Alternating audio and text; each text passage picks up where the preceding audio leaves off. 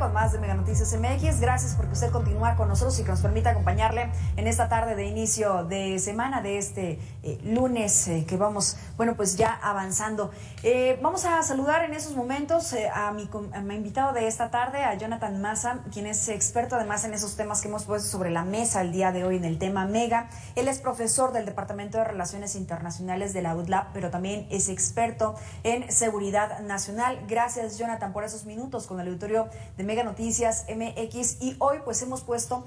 la pregunta de si el narcotráfico en nuestro país, los grupos criminales, los cárteles de la droga, pueden ser denominados como terroristas, sobre todo refiriéndonos a el concepto como tal que conocemos a los grupos terroristas en el mundo, que tienen que ver con un asunto religioso, con un asunto político. ¿Tienen este alcance estos grupos en nuestro país, como lo han advertido, como lo han además exigido que se les sea así llamado a algunos políticos en Estados Unidos? ¿Qué nos dices?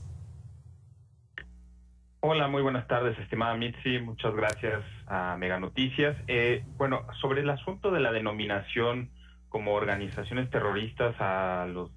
grupos delincuenciales de México, a los cárteles mexicanos, la realidad es que no cumplen exactamente con las características de organizaciones terroristas desde el punto de vista de Estados Unidos. Es decir, esta denominación específica que se refiere como organización terrorista extranjera, para el marco jurídico estadounidense tiene que ver sobre todo con las motivaciones también de estas organizaciones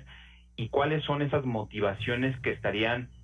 pues básicamente generando las acciones y las actividades que realizan las organizaciones. En este caso los cárteles mexicanos tienen una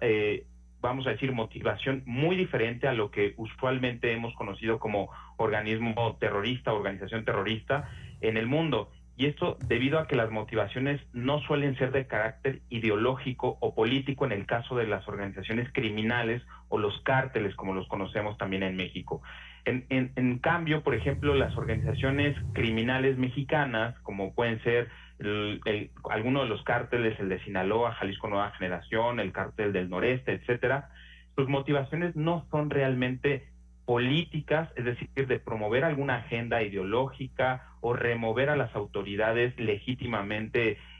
puestas en el poder público, sino más bien sus motivaciones tienen que ver con hacer más prolíficas sus actividades económicas ilícitas, es decir, hacer más rentables y obtener mayores ingresos, y esto pues tiene que ver con toda esta cadena de producción, suministro y distribución, por supuesto, de diferentes cosas, no solamente drogas, por supuesto. Ahora sabemos que también las organizaciones criminales han diversificado sus actividades ilícitas para obtener mayores ingresos. Por lo tanto, respondiendo a ese cuestionamiento genérico y también muy, muy importante, no podríamos estar hablando de que los cárteles mexicanos tienen una naturaleza igual o equiparable a las organizaciones terroristas que tienen motivaciones políticas o ideológicas para remover a una autoridad legítimamente pues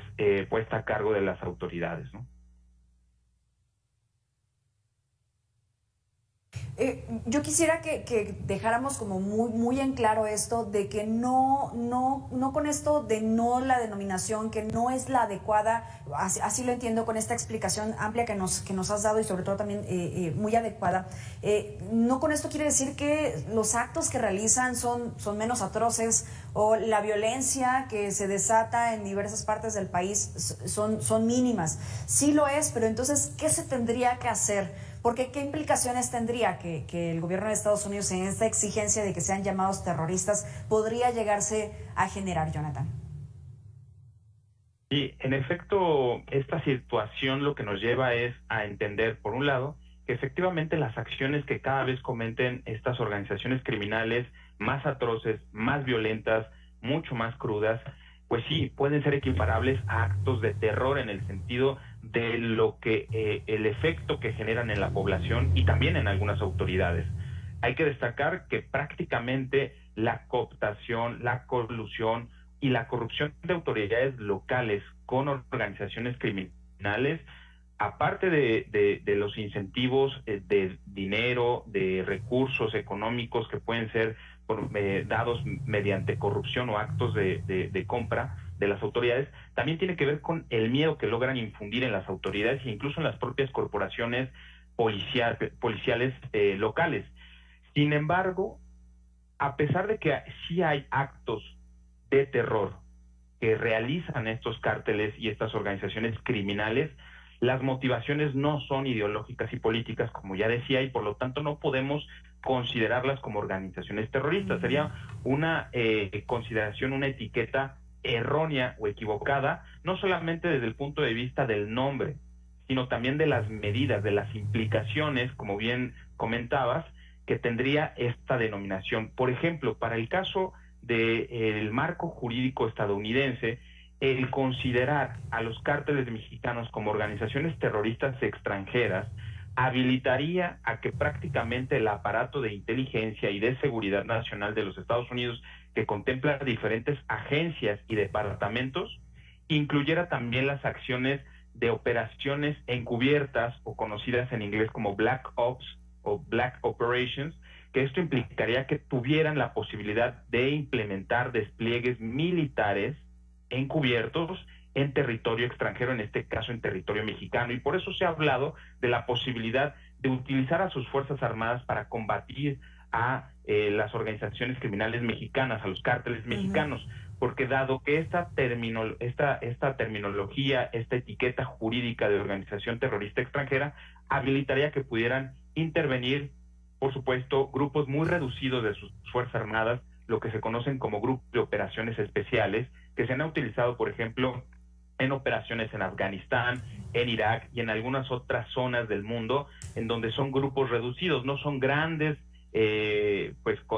contingentes militares entrando a un país, sino más bien son grupos reducidos que operan con trabajo de inteligencia previo, que también suelen colaborar con agencias como la CIA o como la DEA, por un lado, y entonces este tipo de terminología aplicada, si ese fuera el caso, si el Congreso de Estados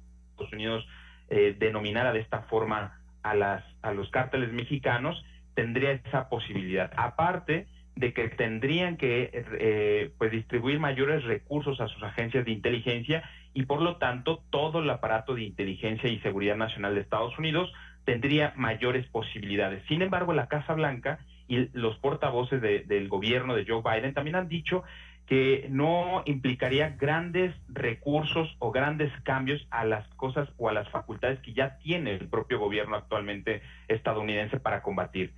Y aparte también, esto hay que decirlo, por supuesto que pone en una mayor tensión la relación bilateral entre México y Estados Unidos, y también hay que resaltar que México, a pesar de que se está convirtiendo sí en un objeto de señalamientos y de denuncias públicas hechas por actores políticos estadounidenses, especialmente legisladores ya de ambos partidos, la realidad es que México sigue siendo un actor estratégico de colaboración con Estados Unidos, y estas declaraciones hechas por congresistas sí impactan y afectan también a la relación y a la cooperación bilateral, y eso lo hemos estado viendo, por supuesto, los últimos meses. Sobre todo, ¿sabes? Cuando escuchas a Lindsey Graham decir que nuestro país vive pues en un estado de negación constante y al final pues terminas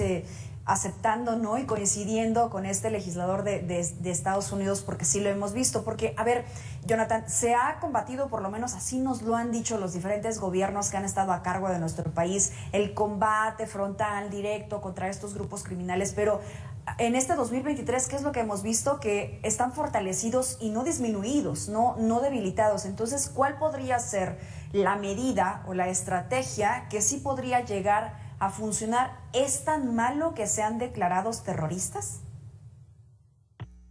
Bueno, en primer lugar, sí, efectivamente, uno de los grandes problemas que enfrenta México y el Estado mexicano y el gobierno federal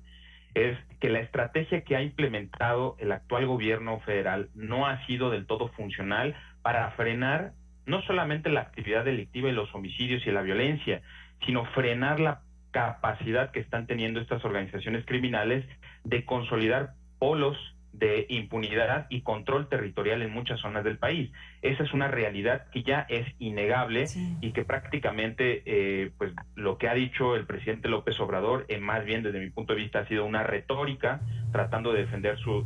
propuestas y acciones. Sin embargo, la realidad es que sí se han consolidado territorios pues sí de impunidad, bajo control de las organizaciones criminales, especialmente cuando cooptan o se coluden con pues gobiernos locales, gobiernos municipales en amplias zonas que tienen que ver con esos corredores y rutas estratégicas de estas organizaciones y cárteles mexicanos. Y la realidad es que también la estrategia de seguridad, que no solamente de este gobierno, sino de la implementación, vamos a decirlo así, de las Fuerzas Armadas durante los últimos 3 sexenios, ha probado no solamente que en cierta forma es efectiva para disuadir la criminalidad, pero el problema no es si están o no presentes las Fuerzas Armadas en las actividades de seguridad pública. El problema es que solo funcionan por momentos cuando están presentes en la zona, pero cuando tienen que movilizar esos mismos elementos a otros lugares, a otras ciudades, y se deja, por así decirlo, bajo la protección de las autoridades locales, nuevamente esa zona que había sido ocupada por militares, pues lamentablemente renuevan sus actividades ilícitas las organizaciones y su presencia criminal. Entonces el grave problema es, o ha sido en los últimos 3 sexenios, que no se ha consolidado una estrategia para fortalecer a las corporaciones locales de policías y hacer responsables a los gobernadores, es decir, a los estados, de su función de la seguridad pública. Y lamentablemente, en la medida en la que no se atienda esta carencia del Estado mexicano, pues veremos cada vez más la consolidación territorial de los grupos criminales, y por lo tanto también esto nos estará llevando y orillando a cada vez más a tener mayor presencia de fuerzas militares haciendo labores de seguridad pública, lo cual no es bueno ni para las Fuerzas Armadas y por supuesto tampoco para consolidar una seguridad pública pues de respeto y sobre todo de garantías y derechos, y de una posibilidad de pacificación del país en la realidad.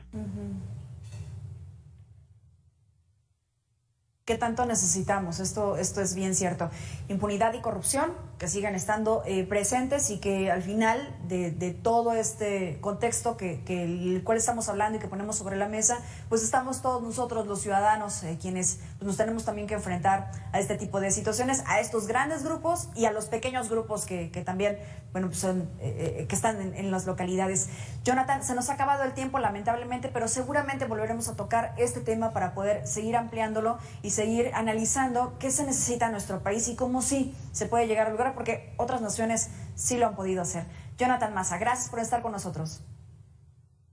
Gracias a ti, Mitzi, y un abrazo también.